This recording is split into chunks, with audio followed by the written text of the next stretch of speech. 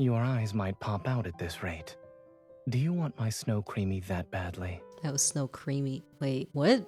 Saying using your evolve is cheating. You were the one who cheated first. For the sake of fairness. Should we stop? Or do you want to keep going?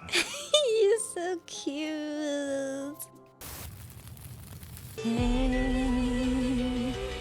Hi, I'm the Fire Guardian, and I'm back with my brain is blanking right now. I'm a little bit sleepy, but I was like, I need to record this today because if I don't, I'm not gonna have it up by Zayne's birthday, and that would be a travesty. The fun thing is, so like when I did my pools, I had like 9 more pools until I could get a guaranteed 5-star, and I got this one, but I got his birthday card right after that one.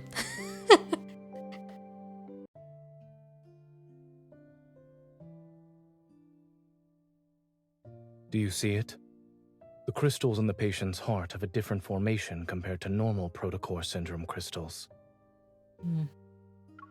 This isn't the first case we've encountered. We should collect samples and take them back to OXO Hospital. We can compare them with our existing data. Of course. OXO Hospital has more extensive experience with protocore syndrome. After concluding the case discussion, Chown, the division chief of Twin Snowflake, what in the world of Twin Snow Lake Hospital's division of cardio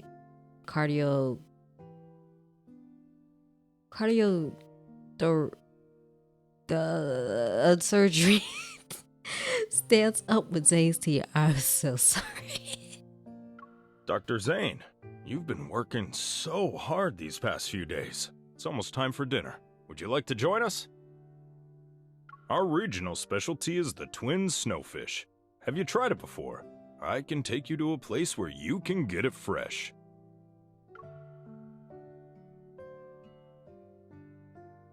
I can't believe it's Dr. Zayne's birthday today. What a coincidence. The carton flowers we prepared to thank Dr. Zayne can be used for something else. I accept a cup of hot tea from the nurse and look at the thank you card. It's next to a bouquet of blue and white flowers. Blue leadwoods and white tulips. I also wanted to buy Zayne flowers, but there aren't any in Snowcrest. We can't grow ordinary flowers here. These were obtained from the laboratory next door in advance. Through the receptionist room's foggy glass window, I look at the pristine blanket of snow covering everything outside. The weather is nice today. There should be a lot of people celebrating Frost Seal Day tonight too. It's going to be lively. If it doesn't snow, I probably don't need to rearrange those decorations. I'll call the guest house caretaker later and ask him to check on everything. A few days before his birthday, Zayne received an invitation to visit a hospital in the Arctic to discuss protocore syndrome. I was still figuring out how to celebrate his birthday, but with this sudden arrangement, I adjusted my plans for the Arctic. Today is his last day working at the hospital. It's also his birthday. Dr. Noah loves to cook fish. I might have already tried twin snowfish. Unfortunately, I have plans this evening. Yeah. Perhaps we can arrange something next time.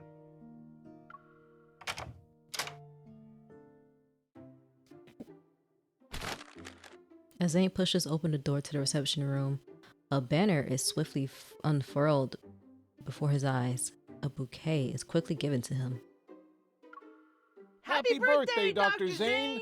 You're like the breaking dawn with your healing touch. Okay. We're so grateful that you traveled here. The flowers, banner, and thank you card are small tokens of our thanks. Zayne accepts the flowers and lifts up the large banner that's as tall as him. He examines the bright golden text. Thank you. This is very thoughtful. I'm surprised you even knew about my birthday. And the banner is so... His gaze travels past the shoulders of the nurses. He smiles as soon as he sees my face. touching.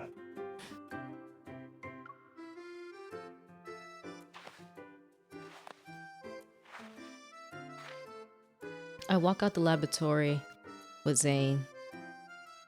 A ray of sunlight falls upon the pristine snow. It went on longer than I expected, and Dr. Noah is still waiting for us to join him for lunch. If we're too late, we'll never hear the end of it. We've been staying at Dr. Noah's home for the past few days. You don't have to worry since I'm here. I promise you won't be late, Dr. Zayne. I block Zayne's path with the thank you banner. I stop him from taking another step and tilt my chin towards the railing behind us. A sign hangs above it. Holding the banner, I point at the majestic sled dog logo and the P beside it. This is a parking spot for sled dogs. I was wondering why you were so confident. You planned this. I should be arriving any minute now. I look at the forest in the distance. There's a rustling sound from the branches, and sure enough, several sled dogs leap out from between the trees. Sorry, I'm cracking my back. Behind them, Pi sits on the sled, wearing a pointed birthday hat. He lazily licks his paw. Over here. The sled kicks up snow as it stops. As it comes to a stop before us. Pi leaps onto Zayne's shoulders in one jump. Zayne catches him and falls backwards into the snow. How many meat pies have you been eating? You're heavier now. Oh my gosh. He touches the birthday hat's fluffy pom-pom. You have a hat. Are you celebrating a birthday too? Pi's snow-white paws press down on Zayne's shoulders. Then he lowers his head to rub the birthday hat against the top of Zayne's head. Stop that. Behave. Licking isn't allowed. So cute. I pull out my phone and get both of them in the camera shot just as Pi sticks out his tongue. Quick, Zayne, look at the camera. Wait, at least let me change my position. Okay. Zayne tries to remove the birthday hat, but I snap the photo just in time. In the frame, Pi is also looking at me. He's excitedly raising his paw. Traveling through the forest and snowy terrain, Pi leads us to a vast expanse of ice.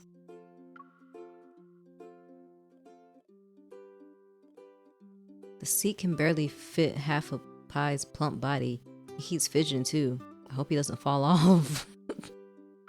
I anxiously tighten my grip on the reins and reach out to secure Pi. If he could understand what you're saying, he'd probably be protesting right now. I'm just worried. As we talk, the sled dogs carry us towards an old man sitting in the camping chair nearby. He's ice fishing. Saying, I see Dr. Noah. As soon as the last word leaves my mouth, we arrive in the front of the camping chair. A startled fish makes a splash as it escapes. Dr. Noah holds his fishing rod as he suddenly turns to us.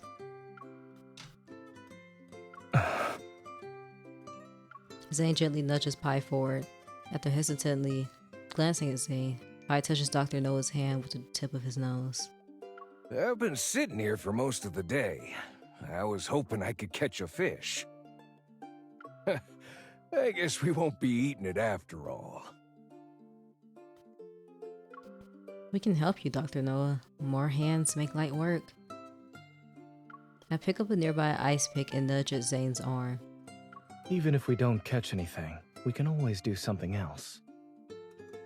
Zayne takes the ice pick from me, crouches down and carves a hole in the icy surface. The fish market won't close for another few hours.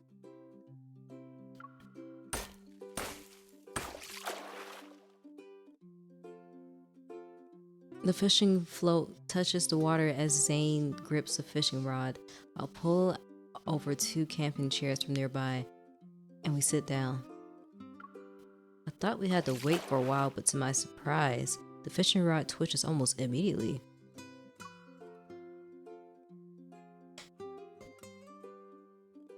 The birthday boy's luck really is in a league of its own. Zayne reels in the line. and the fish soars into the air. Its tail swishes wildly as it thrashes around. It splashes ice cold water on my face. Zayne, freeze the fish! In the blink of an eye, a white blur dashes past us as ice from Zayne's evolve starts to. Whoa! Pi leaps up and opens his mouth to lick the frozen fish. We're shocked as the fish remains stuck to his tongue. Pi, oh no, is your tongue stuck to the ice? With the fish still stuck, he shakes his head, whimpers, and runs circles around us. I quickly grab his fluffy paw. I suppose we caught a hungry Pi with our fish. Zayne crouches down. With a stern expression, he talks to Pi, who's standing pitifully with his mouth open. This is why you don't lick everything you see. Is it safe to say you learned your lesson now?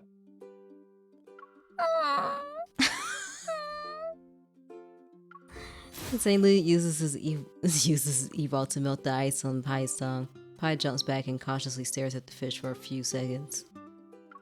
Only after he confirms there's no threat, does he stick out his tongue? He shakes his head, panting. He trots back to Dr. Noah. Pi won't be grieved for a while since you lectured him, Dr. Zayne. I wouldn't be so sure about that. Before I can look away, a warm hand touches my face. Zayne lowers his gaze as he wipes away the water droplets from my cheeks. You looked just like this when you were hit with a seal's ice at the aquarium. Why are you bringing this up, bro? All I remember is how you made seals out of ice to comfort me. Yes. They won't look like snowballs this time.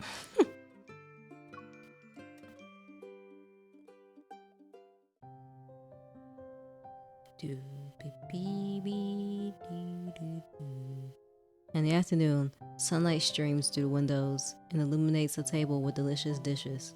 Even in the Arctic, it's warm and bright inside the home.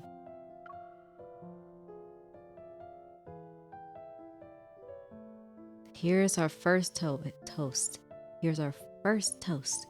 Happy birthday, Zayne. May you find happiness every day. For our second toast, I hope Zayne can rest well in the coming year. May everything go smoothly.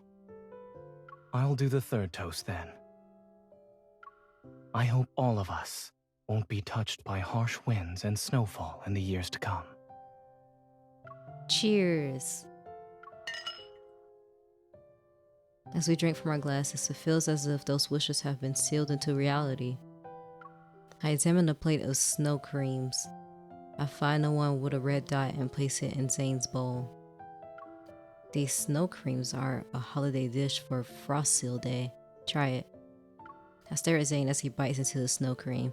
He eats it carefully, but he doesn't say anything. Your eyes might pop out at this rate. Do you want my snow creamy that badly? That was snow creamy. Wait, what? Do you...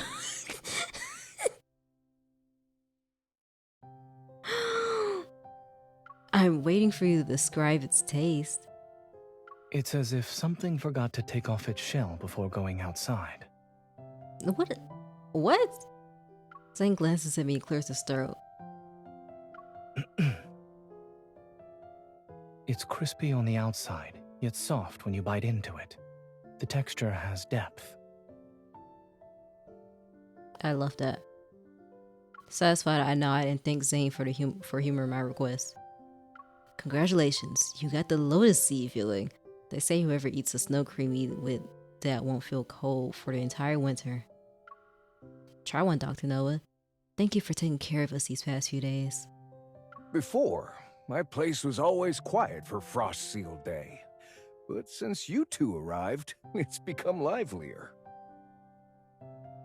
When I visited before, you complained that I was too quiet. Only now do you welcome me. I wish you weren't so busy. It'd be nice if you visited every day. Every day? Some celebratory events are still being hosted on Downflake Avenue. Are you two going to check them out? I was actually planning to do that. The languid afternoon slips past our fingers like sunlight filtering through the window.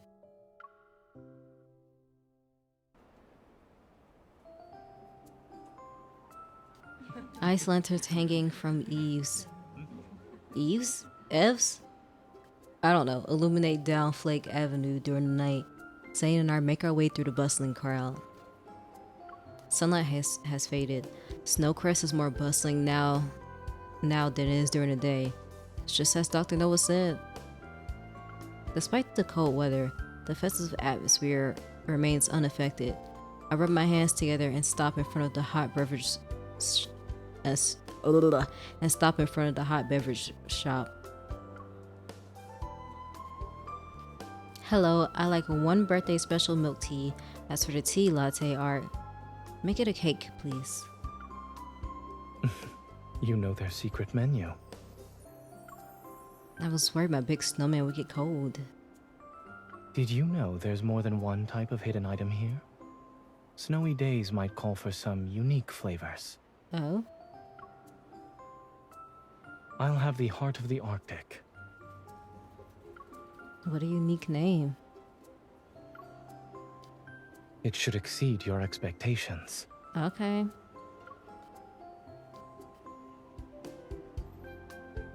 To maintain the temperature of the beverages in the freezing cold, the shop uses special insulated packaging. I hold the drink to warm my hands as I walk with Zayne. Nearby, people sit in small groups at tables that are outside a few small shops. Their heads are lowered as they carve something. Almost there. I grab Zayne's arm eagerly, pull him towards the small shops.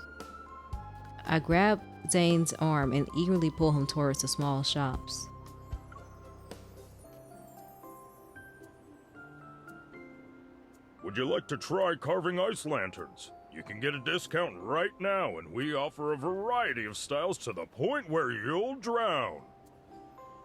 Glaciers may have flaws, but our ice lanterns never thaw. We're a good choice for Frost Seal Day. Do you want to make yours the best of the best and blow everyone away? Ooh. The snow owner taps the display rack and has rows of lantern bases with their basic shapes already prepared. Zayne and I applaud the store owner's sale pitch. That's hilarious. What an impressive rhyme scheme. And when I need ice lanterns, you're the winning team. Zayne picks up an ice lantern that's narrow, and wide at the bottom. It's about as big as a wine glass. He grabs 2 carving knives before he leads me to an empty table. He points the blade towards himself, removes the protective cover from the carving knife, then hands me the handle. I heard that carving ice lanterns for Frost Seal Day carries a special meaning.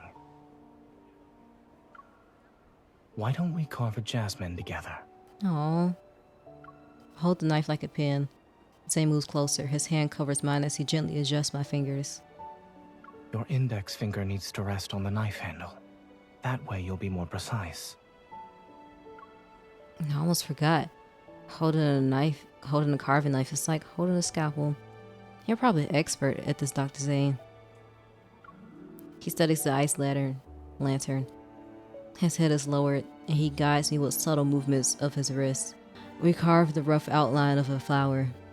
Carving knives and scalpels have one thing in common at the very least.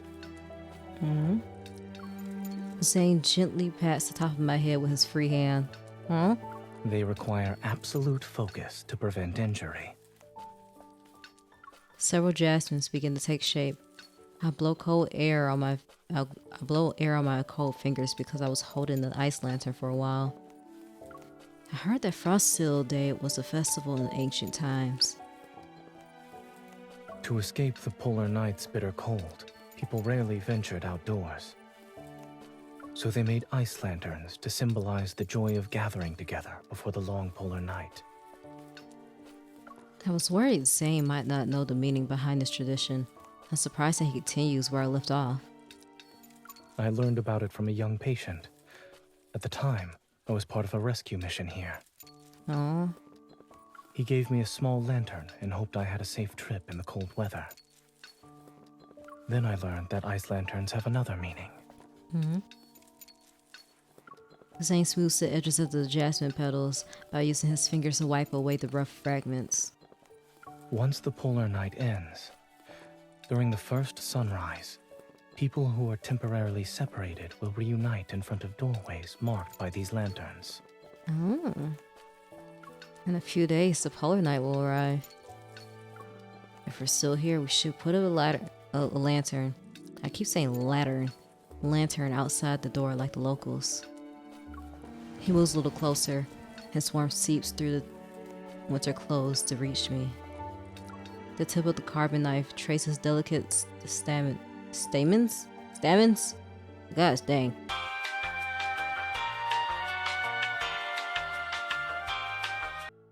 Do you think I'm childish for wanting to do that? People don't need to stay cooped up indoors anymore during a polar night. These traditions probably don't mean much now. Their significance was never in their tradition. It's in the act of doing these things together. If this were an ordinary ice lantern, what would you see when you look at it? I rotate the ice lantern in my hand. Its surface, light blue and translucent, reflects the scattered lights around us. I look up. My eyes meet Zayne's. They're as bright as the lanterns. I think of Zayne being tackled by pie. Zayne who's ice fishing. Zayne who's eating snow creamies. I understand what Zayne is implying. His words are like melting snow as they touch a hidden corner of my heart. Thanks for your skillful hands, Master Zayne. Not Master Zayne. I pick up my drink and raise it towards Zayne. I was so focused on making the ice lanterns that I completely forgot about it. You ordered it for me too. Zayne clinks his cup against mine. The fine snow clusters fall into my cup. Try this. It's a different flavor of the heart of the Arctic. The cup turns ice cold in my hands. Stirred by this change, I give it to Zayne. This isn't one of your pranks, right? He takes a sip of the drink. His expression remains unchanged. The quality of this establishment is consistent. The drink tastes exactly the same as it did when I drank it before. Reassured, I take the cup and swallow a large portion of the drink. I flinch as an unexpected coldness hits me. I see your birthday has made you act more childish, Dr. Zayne. Zayne places a candle inside the ice lantern and lights it with a match. In the candlelight, I take another sip. I taste the drink's warmth this time. The drink you chose is just like you. It's cold on the surface, but it's warm on the inside. It sounds like you're describing a somewhat likable personality. Should I take that as a compliment? Others might not see it like that, but I do. We're done with the lantern. Let's go. I take Zayne's warm hand to withstand the cold and lead him in the opposite direction from where we came. I don't believe this is the way back to Dr. Noah's house. I suggest you be a good boy and follow me.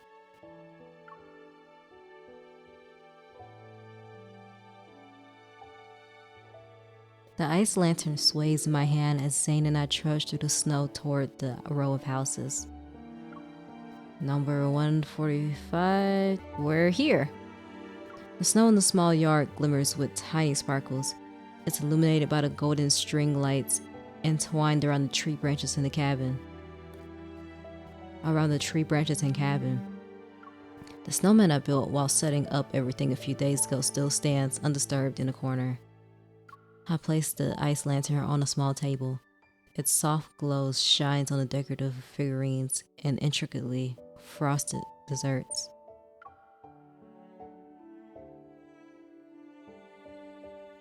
I see. We're having dinner outdoors today. I wanted to experience a candlelit dinner in the snow with you ever since we came here. It's cold, but we can make a steaming hot meal. I hope the birthday boy doesn't mind helping me prepare it. You've decorated this place beautifully. I doubt I can do anything else. Oh, I love MC like doing things for the boys. It's so cute. I mean, specifically with Zayne and Caleb, because I don't know what she be doing with the others, but I stored the ingredients in the cabin's refrigerator.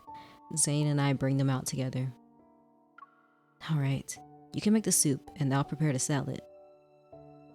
Zayne nods, turns around to light the fire, and adds short ribs, chopped tomatoes into the pot. Meanwhile, I use a small knife to chop red cabbage and cherry tomatoes. Then I add the pre-cooked beef and shrimp before drizzling sweet dressing over everything. The salad's almost ready. I just think it's funny she made him cook the soup. The enticing aroma of soup wafts through the air as I move closer to Zayne. I watch him add oyster sauce, soy sauce, and various other seasonings to the pot. Did the bland hospital food get to you? Your cooking techniques aren't particularly healthy, Dr. Zayne. If you encounter any health issues after our meal, I can provide free medical treatment. Oh. There's no need to be so moved. Zayne continues to keep his head down as he focuses on the soup. I quietly back up, form a snowball, and aim it at Zayne's back. Yeah, you're right. I'm very grateful, Dr. Zayne. Zayne freezes for a moment. Then he puts down the spoon and turns around. It seems the chef isn't the only one who's busy. The soup still needs to boil for a bit. You can relax. I bend down, scoop up another handful of snow and throw it at Zayne. I don't wait to see his reaction. I run away and dodge a snowball.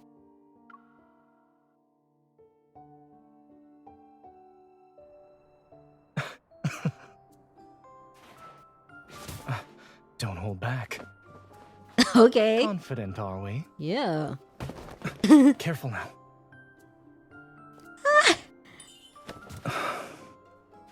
I'm going to attack. Why are you warning me? Who's faster? This is cute. Oh my gosh. Is this surprise you planned? Oh, this is so cute. What do you think? Was it good enough for Here. you? This is my surprise. I don't know that. Oh. Saying using your evolve is cheating. You were the one who cheated first. But for the sake of fairness.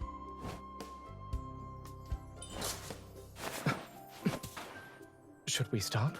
Or do you want to keep going? You're so cute. I don't see why we should stop here. I don't know. What did she say? Yeah, yeah.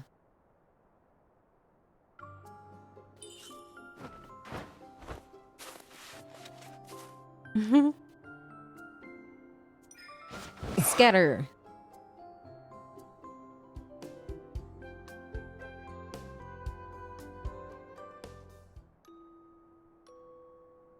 This snow doesn't melt, even when it lands on your palm.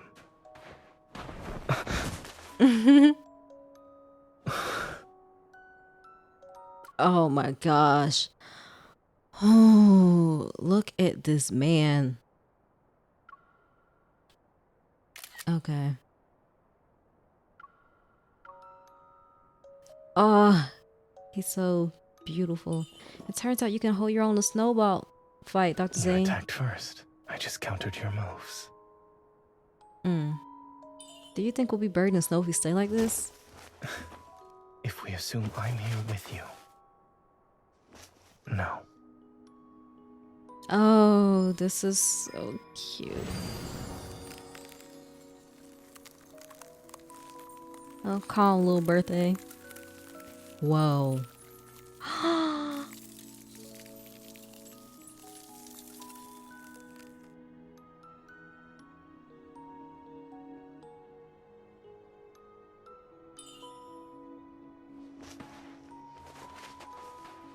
Compared to a frozen landscape, A place where snowflakes dance is more suitable to be my world. Ooh. To sense snow is to sense my presence. Ooh. He said to sense snow is to sense my presence. Hey. Saying you're warmer than everything here. Ooh.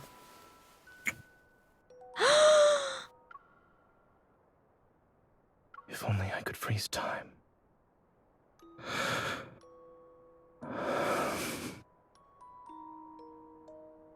I would.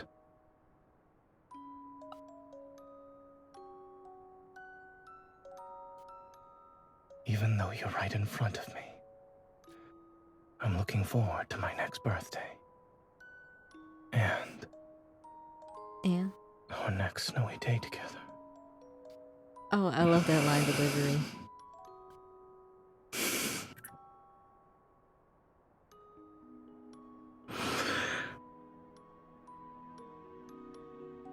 Oh, that is beautiful.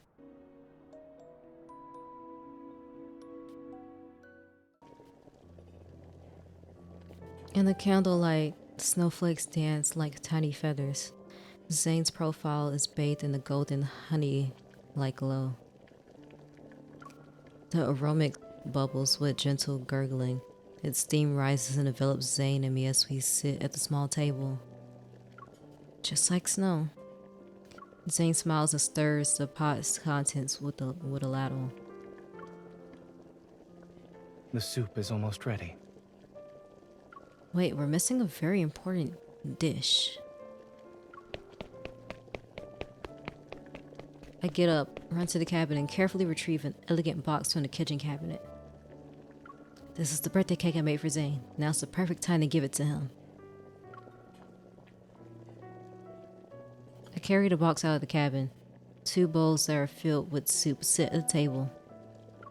I place the cake box on the edge of the table and unwrap the packaging. Today's your birthday. This party's essential. I light the candle and push the cake towards Zayne. Last year, you said you wanted us to be together in the years to come. I feel like that wish is becoming a reality with each passing day. You can make a new wish this year. I always thought wishes were a luxury. I never realized you could make them and have them come true every year. Aww. For me, wishes aren't luxuries at all. Your birthday is more precious than them. Thank you for spending this precious day with me.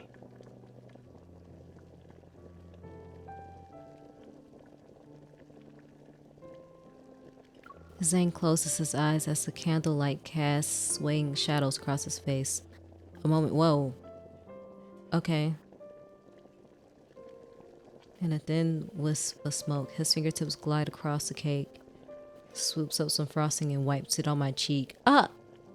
You're gonna lick it off, sir? Hey, I was gonna let the birthday boy have the first bite of his cake. Zayne leans in and tastes the frosting on the side of my face. There.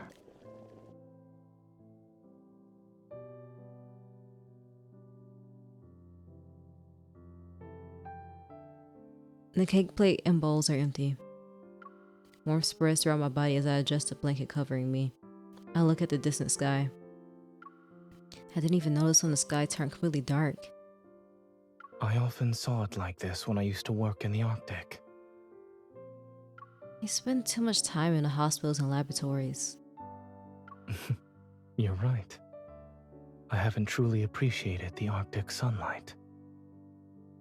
Zayne looks away and tucks the corner of the blanket over my shoulder.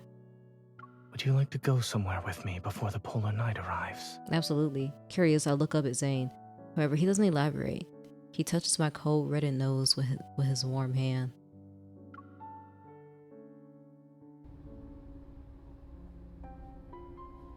The train passes glaciers and snowy plains and brings us to the Wiseham, the town closest to the pole. At the edge of the town, Zayne rents a car. We drive into the snowy mountains. The sky grows dark as we wind past icy mountains. Through the car window, I finally catch a glimpse of the sunset.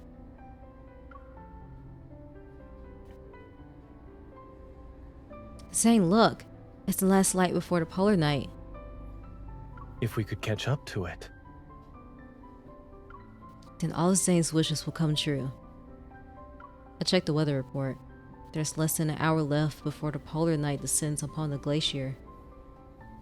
Zayne suddenly speeds up. The view outside remains an endless expanse of white. Time passes, then a road sign appears ahead of us. The car hits several bumps along the icy terrain as we slow down. I carefully read the sign. 2 kilometers to the heart of the Arctic. Dying here isn't permitted? When you ordered that drink earlier, I thought Heart of the Arctic was a beautiful name. I never imagined it to be an actual place. Beautiful scenery deserves a beautiful name. You'll see why. Oh, after driving a little further, an expanse of blue ice appears before us. Cold wind whisks the snow, and the particles hit the glass. Sunlight pierces distant icebergs. Long shadows are cast across the frozen surface. On a frost-covered ground, old wooden ships stand upright in the snow one after another, like their sentinels keeping watch.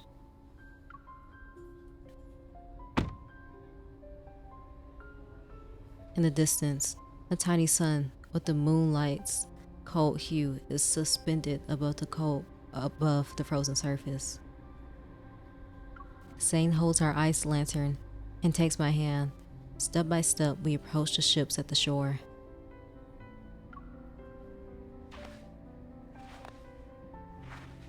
As we reach a wooden ship, Zayne raises the ice lantern.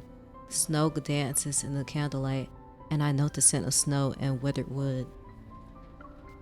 Heart of the Arctic is a graveyard for ships. Death isn't permitted because there was once too much death here. Life is precious. It's a line that must be defended. So, people built a ship for every person who passed away. They serve as memorials. From another perspective, it's as if they're voyagers returning to shore. And this also ensures they'll never be forgotten. Why am I getting teary-eyed? Seemingly impervious to the cold, Zayne brushes away the snow that had accumulated on the ship. His only concern is keeping the vessels from being buried. As he stands before the weathered ship, the light on the ice approaches with certain fondness. It's as if Zayne was born to be here. Like he belongs to this tranquility and solitude. Only when we're forgotten can we truly say we're lost. The heart of the Arctic is a brave heart that remembers. A silver of light by my feet retreats. I look at the distant glaciers. The sky gradually darkens as if light is being drawn away. For the first time, I'm certain that the polar night is about to descend. Is there any more land beyond this point? I'm afraid not. This is the edge of the Arctic. You can even say it's the edge of the world. Maybe the disappearing light is what makes me feel cold. I move closer to Zayne. He notices this, grasps my shoulders, and gently embraces me. I always thought your body temperature was slightly lower than mine. What about now? I hug Zayne even tighter and let my actions speak for me. In the slowly receding light, my shadow and Zayne's fall upon the ice. In a place like this, there's no end to the ice, and it's bitterly frigid. I thought you wouldn't like it. But these landscapes belong here. I like that uniqueness. Besides, how could I possibly find it boring when you're by my side? I see Zayne's shadow is moving towards me. He raises the lantern, and the shadow shifts slightly. Frost Seal Day isn't over yet. All these memories of the Arctic will be preserved in this lantern. I wouldn't forget them anyway. Zayne looks at me, his expression serious yet tinged with relief. In a person's life, there are always things that end up forgotten. It's then that I have realization. I don't want him to experience loneliness, no matter what. There are many ways to help someone remember. For example, if I drink something that tastes similar to the heart of the Arctic one day, I'll think of it. If I eat sweet and sour tomato soup again, I remember the night we had a snowball fight. And if I happen to hear someone mention a polar night, I'll think of today. A lot of things can serve as switches for our memories. When it comes to special people and special moments, our bodies always find a way to help us remember. I reach into my heavy coat's pocket to find my phone. Even if our bodies fail us, memories can still be stored in other ways, like I put my phone's camera at Zayne. At this time, the sky is darkened and no traces of sunlight are visible through the lens. On the screen, and Zayne's face appears blurry.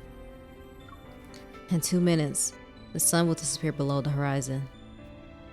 Zayne, is there anything you'd like to say? I'm fortunate I can share these last 2 minutes of sunlight with you before this year's polar night begins. At the edge of the continent, no less. He looks up. The fading light touches his eyes as he stares at me. I hope I'll remember these 2 minutes forever. Zayne's presence envelops me. Although the camera doesn't capture it, I know neither of us will forget it.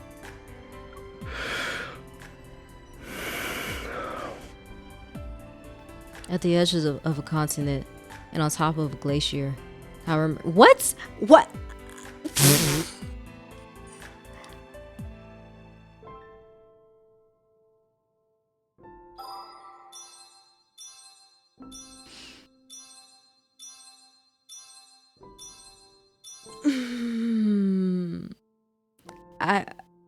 I don't know what's going on with that. I clearly didn't have it on auto. That broke me out of the immersion a little bit, but that got me emotional. So if that was the goal, they did the job.